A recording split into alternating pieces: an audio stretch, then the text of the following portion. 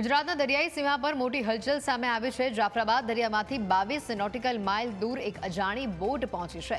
માછીમારોએ રોકવાનો પ્રયાસ કર્યો, પરંતુ બોટ લઈ ફરાર થઈ ગયા। લોકો માછીમારોએ અજાણી બોટને લઈને કોસ્ટગાર્ડને જાણ કરી છે।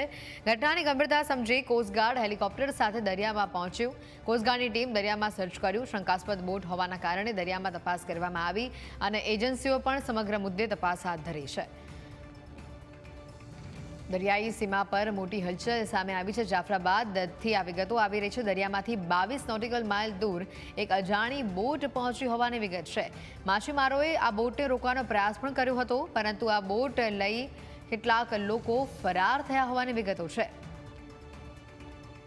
વધુ માહિતી મેળવીશું। સંવાદદાતા દશરથ જોડાઈ ચૂક્યા છે ફોન લાઈન ઉપર। દશરથ, જે પ્રકારની આ માહિતી છે, માછીમારો દ્વારા આ બોટને રોકવાનો પ્રયાસ પણ કરવામાં આવ્યો હતો તેવું માછીમારો જણાવી રહ્યા છે। તપાસ એજન્સીઓ કયા પ્રકારે કાર્યવાહી કરી રહી છે, કંઈ બહાર આવ્યું છે કે કેમ?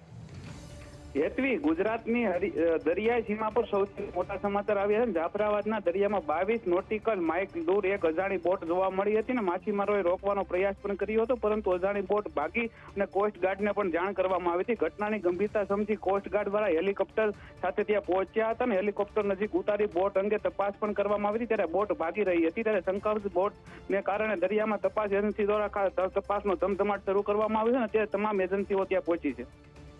બિલકુલ, હાલ કોઈ વિગતો સામે આવી છે આ બોટને લઈને? ક્યાંથી આ બોટ આવી છે અથવા તો કયા દેશની આ બોટ છે તેને લઈને કોઈ માહિતી છે? ના, અત્યારે એજન્સીઓ દ્વારા તપાસ હાથ ધરવામાં આવી છે ને આ બોટ છે તે અજાણી બોટ હોવાનું હાલ માછીમારો કહી રહ્યા છે ને આ બોટ સતત ભાગી રહી છે, તેમને લઈને હાલ તપાસ ચાલુ છે। બિલકુલ, કહી શકાય દશરથ, આ જે હાલ ભારત પાકિસ્તાન વચ્ચે તણાવભરી સ્થિતિ છે અને આ તણાવ સ્થિતિ વચ્ચે આ ખૂબ જ મોટી બાબત કહી શકાય। અને સૌથી પહેલાં તો આ બોટ અહીંયા આ રીતે શંકાસ્પદ ફરી રહી છે 22 નોટિકલ માઇલ દૂર, તે ક્યારે ખબર પડી? કઈ કઈ ટીમો આ તપાસમાં જોતરાઈ છે? હેતવી, આ જે બોટ અજાણી બોટ છે દરિયાકાંઠે જોવા મળી હતી ને માછીમારોને જોવા મળી, તેમને પછી ગંભીરતાને લઈ અને કોસ્ટગાર્ડને જાણ કરી હતી ને કોસ્ટગાર્ડ દ્વારા હેલિકોપ્ટર લઈ અને તપાસ હાથ ધરી હતી ને આ બોટ ક્યાંથી આવી હતી, ક્યારે આવી હતી, તેની તમામ તપાસ અત્યારે કરવામાં આવી રહી છે। આભાર દશરથ માહિતી બદલ।